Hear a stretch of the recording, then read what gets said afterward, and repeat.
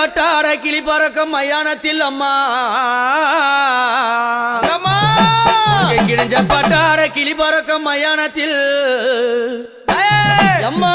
கபால ஓடி ஏந்தி காட்டு குச்சலிட்டவள் அந்த அரிச்சந்திரம் பக்கத்தில் ஆசனத்தை போட்டவள் அத பேய்கள் எல்லாம் ஆடுதம்மா இந்த கண்டா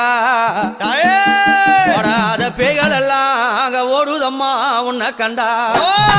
அம்மா சுத்தி பனஞ்சால சுந்ததொரு நந்தவன பக்கம் பனஞ்சால அந்த பத்தினி பதியிருந்து